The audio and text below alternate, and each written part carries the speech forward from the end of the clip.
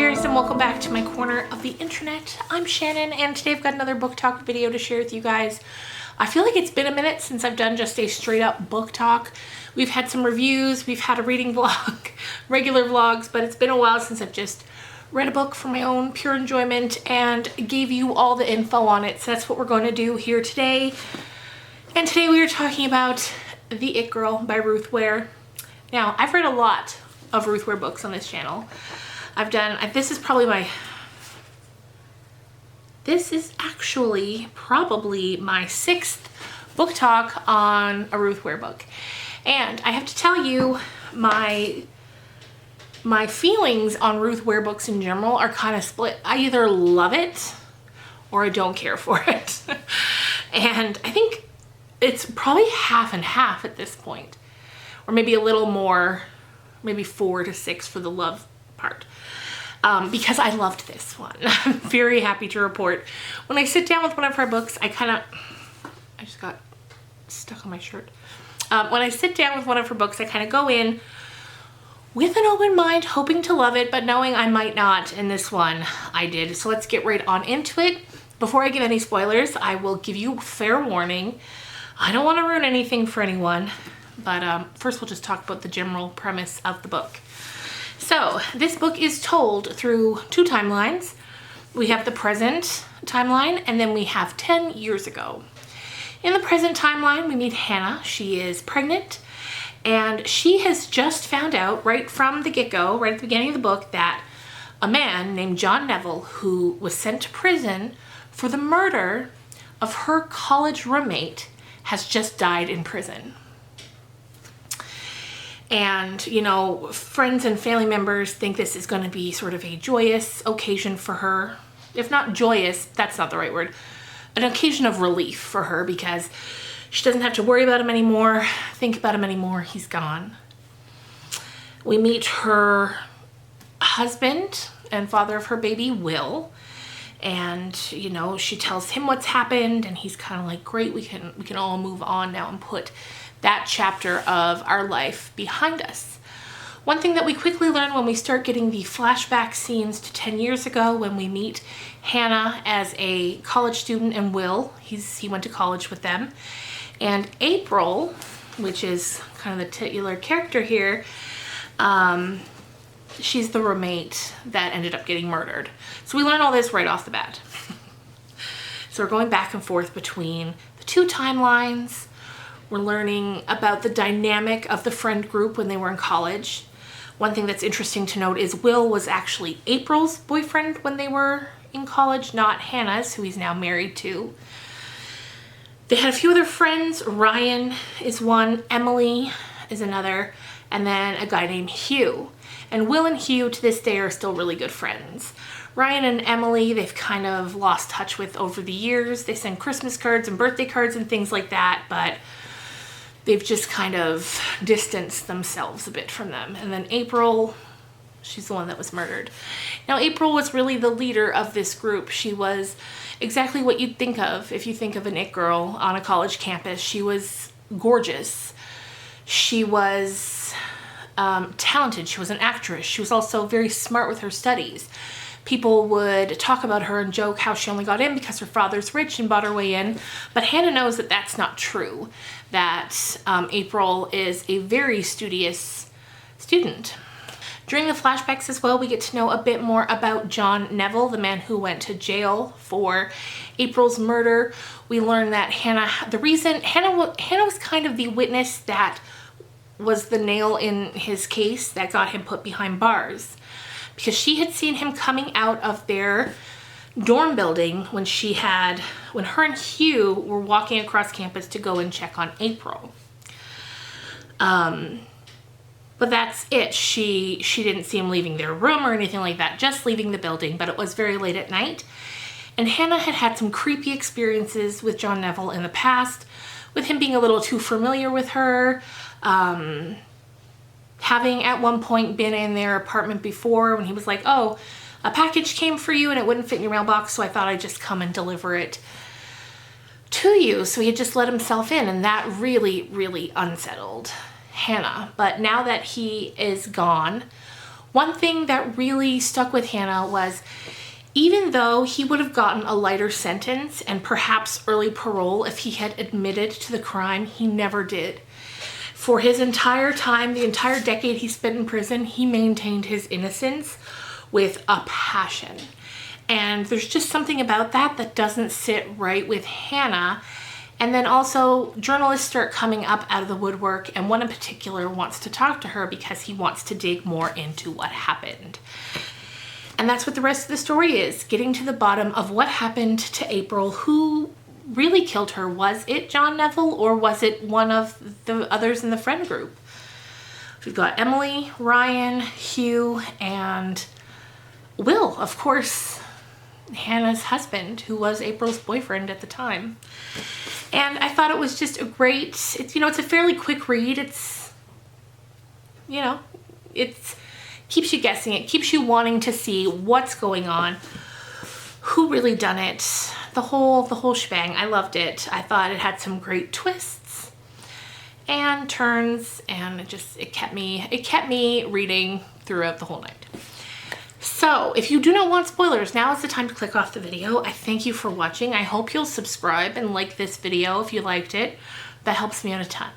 Okay, now that they're gone, let's get into it. So from there, a bunch of things start unfolding. Like I said, there's one reporter in particular who keeps reaching out to her because he was working on a podcast series with John in prison before he died, because he wanted to get to the bottom of it. And the reason he was so interested in it was John came from his hometown. And he's like, I wouldn't say he was a saint or my family was particularly close with his, but it just doesn't sit right. And the fact that he is someone that I knew of makes me want to look into this more. So at first, Hannah's a little reluctant to get involved, but then she's like, she has a lot of guilt at just the mere prospect of having been the witness that put this man in jail if he didn't do it. So eventually, against Will's wishes and better judgment, she gets involved. She goes around, she starts talking to Emily and Ryan and Hugh and trying to get to the bottom of things. Meanwhile, she's going in and out to her doctor's appointments because, like I said at the beginning, she's pregnant. Now her midwife's a little concerned because her blood pressure's up, she's stressing in a time when she shouldn't be.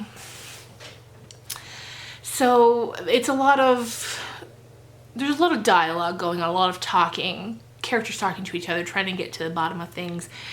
And eventually, Hannah does. Not without first starting to go down the wrong path. Her whole time since this experience, since this happened, she has looked at Hugh, the man who was walking with her across campus and who was with her when she found April.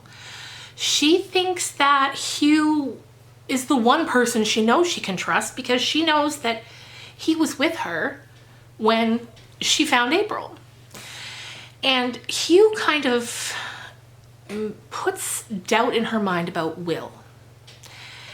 And she doesn't like that. She hates that she's starting to question Will. But, Hugh was with her. She knows she can trust Hugh.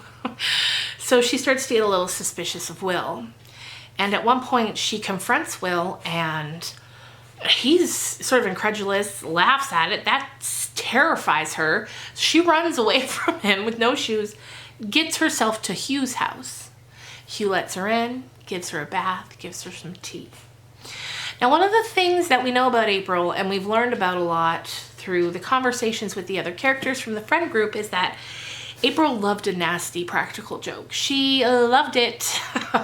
Just the worst jokes you could play on someone. Things that aren't jokes at all, that should never be joked about. She loved it.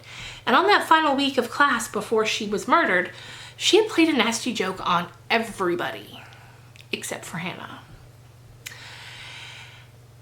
And eventually, so Hugh draws her the bath, gives her the tea, and then he's like, we gotta go to the police station. So he puts her in the car, he starts driving, she dozes off, she wakes up, and they're in the middle of nowhere, and she's like, okay, so we're not headed to the police station, clearly. And she starts to put all the pieces together in her head. Now, in the meantime, what she does is the screen on her phone is broken, but she she is able to call Will, because at this point she knows that it was Hugh and not Will. So she calls Will, and she has the phone in her pocket. And she's hoping he picked up. And as time goes by, she can tell that he did, because the phone's getting hotter, as though someone's still on the line. You know, if you're on the phone for a long time, your phone gets warm to the touch. So she's like, okay, he didn't hang up, even though I accused him of murdering his high school or his college girlfriend. That's a good sign. So she's getting Hugh to talk about where they're going. She's talking about the things they're passing so that Will can know and follow them. So they get to the beach, and Hugh, she's pieced it together that Hugh has killed April, but she can't figure out how, because she was with him when they found April. And then she pieces it together. It all kind of fits together in her mind. She's like, okay. This was a joke at first that April was playing on me.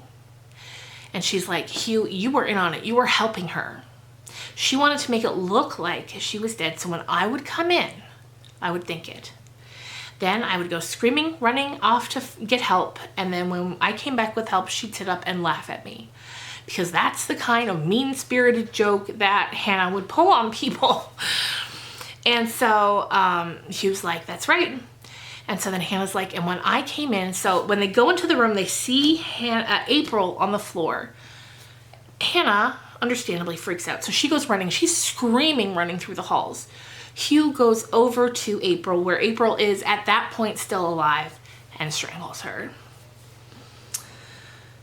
We find out right at the very end the why, and it had to do with at